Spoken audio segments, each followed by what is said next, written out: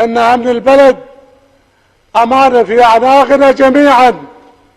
وأقول لكم وأنا متأكد بأن الكلام هذا يصل إلى مسامع البعض، ولكن أنا أنذرت نفسي في الكلمة التي شكرت فيها الكويت، أهل الكويت، نذرت نفسي لخدمة هذا البلد في سبيل الكويت.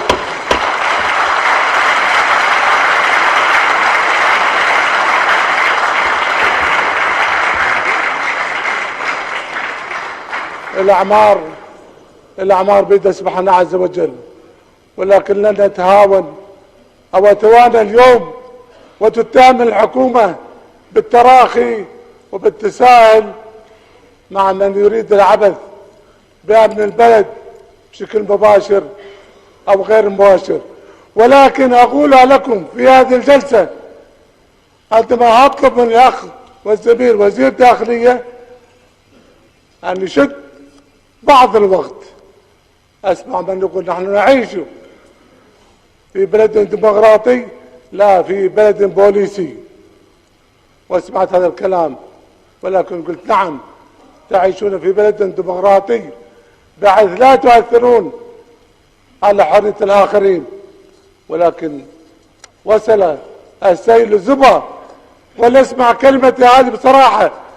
من يريد أن يعرف إذا كان نحن كمسؤولين نسمع ونرى، نعم نسمع ونرى، ولكن دائما تحلينا بالصبر حتى أن نفسر بهذا الصبر بأن خوف وجبن لا ولا، أن في إمكاننا أن نستعمل القوة مثل ما تستعمل في غيرنا. أصدقائنا يقولون لنا بصراحة إلى متى هذا الصبر؟ إلى متى هذا السكوت؟ أنتم في خطر ونحن نتابع ما يحصل عندكم. ديمقراطية نعم، ما يحصل عندكم يضيعكم أنتم والديمقراطية. فعندما قام عدو العراق، عدو الكويت، أو عدو الإنسانية، حاكم بغداد بهجومه الغادر ليعرف كل الكويتيون، هل عرف أن هؤلاء البلد يتمتع شعبها بدستور؟ هل عرف أن الكويتيين عندهم مجلس مثل المثل العام الذي يقول سرقوا الصندوق والحارس يصيح المفتاح عندي.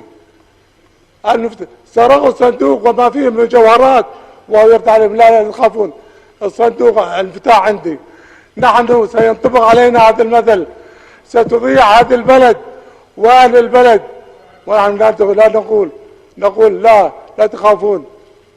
ديمقراطية، ضاعت البلد يا اخوان يا مسؤولين، ضاعت البلد، ونحن نردد لا البلد ما ضاعت طالما عندنا مفتاح الديمقراطية.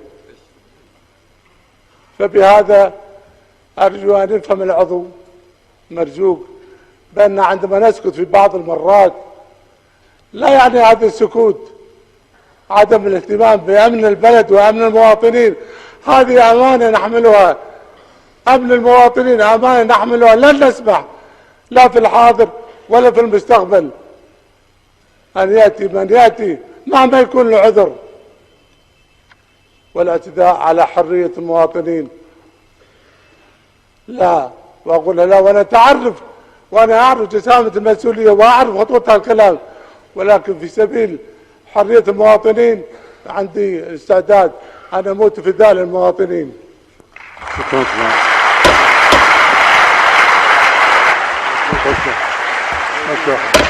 شكرا سمو العاج رئيس مجلس الوزراء.